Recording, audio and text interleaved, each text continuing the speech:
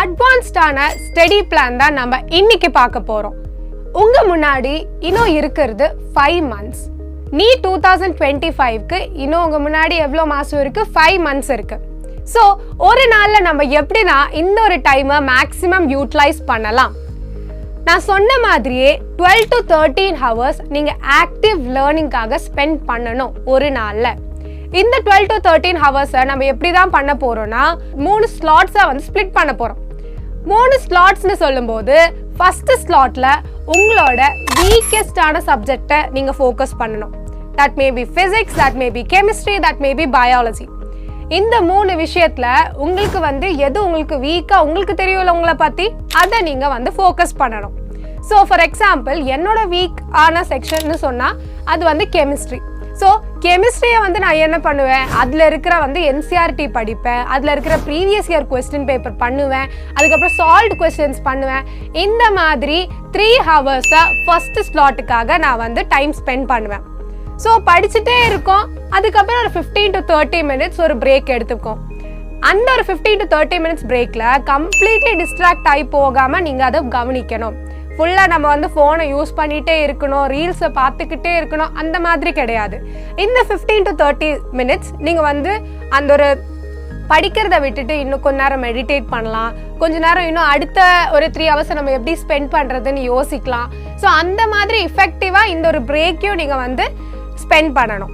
அதுக்கப்புறம் அந்த ஒரு விஷயத்துக்கு அப்புறம் செகண்ட் ஸ்லாட்ல மெயினாக நெக்ஸ்ட் வீக்கஸ்டான சப்ஜெக்ட், தட் இஸ் ஒரு என்னோட வீக்கஸ்ட் சப்ஜெக்டாக ஃபிசிக்ஸாக இருக்கும். ஸோ அந்த ஒரு சப்ஜெக்டில் வந்து ஃபிசிக்ஸ்னு சொல்லும்போது ஃபோக்கஸ் ஆன் த ஃபார்முலே புக் வந்து நீங்கள் கண்டிப்பாக நீங்கள் வந்து வச்சுருக்கணும், நீங்கள் பண்ணி வச்சுருக்கணும். கொஸ்டின்ஸ் பண்ணால் உங்களுக்கு தெரியும் எந்த ஃபார்முலாவை நீங்கள் அப்ளை பண்ணணும்னு. ஸோ ஒரு ஃபார்முலா புக்கை நீங்கள் வந்து அதை வந்து பண்ணியிருக்கணும். அதை வச்சு நீங்கள் என்ன பண்ணணும், ப்ரீவியஸ் இயர் கொஸ்டின்ஸ், சால்வ்டு கொஸ்டின்ஸை நீங்கள் வந்து ட்ரை பண்ணி பார்க்கணும், ப்ராக்டிஸ் பண்ணி பார்க்கணும். இந்த ஒரு ஸ்லாட் முடிஞ்சதுக்கப்புறம் ஃபிசிக்ஸ்லாம் பண்ணி பயங்கரமாக எக்ஸாஸ்ட் ஆகிடும். கொஞ்சம் பிரேக் எடுத்துக்கலாம். பிரேக் எடுத்ததுக்கப்புறம் நெக்ஸ்டான ஒரு ஸ்லாட் தான் என்ன வருது, பயாலஜி. ஸோ பயாலஜியில் வந்து நீங்கள் என்ன ஃபோக்கஸ் பண்ணணும், NCERT டெக்ஸ்ட் புக். NCERT டெக்ஸ்ட் புக்லேருந்து எங்கே வேணால் கொஸ்டின் வரும். ஸோ அந்த NCERT ஆக்டிவாக நம்ம அந்த ஒரு டைம் வந்து படிக்கிறதுக்காக, ரீட் பண்ணுறதுக்காக, ஹைலைட் பண்ணுறதுக்காக, பாயிண்ட்ஸ் மார்க் பண்ணுறதுக்காக வச்சுருக்கணும். ஸோ இந்த மாதிரி 3 ஸ்லாட்ஸாக நீங்கள் வந்து ஸ்ப்ளிட் பண்ணி பண்ணிங்கன்னா அந்த ஒரு நாள் எஃபெக்டிவாக இருக்கும். At the end of the day நீங்கள் வந்து கண்டிப்பாக ஈச் சப்ஜெக்ட்டுக்கு ஒரு 20 to 30 கொஸ்டின்ஸ் ஆச்சு நீங்கள் பண்ணியிருக்கணும். ஈச் சாப்டர்ஸ் எடுத்தீங்கன்னா அந்த சாப்டர்ஸ்க்கு கரஸ்பாண்டிங்காக என்ன பண்ணணும், கொஸ்டின்ஸும் பண்ணி பார்க்கணும். ஸோ இந்த மாதிரி பண்ணிங்கன்னா உங்களால் கண்டிப்பாக ஒரு பர்ஃபெக்டான பிளானிங்கோட NEET 2025க்கு அப்பியர் பண்ணலாம்.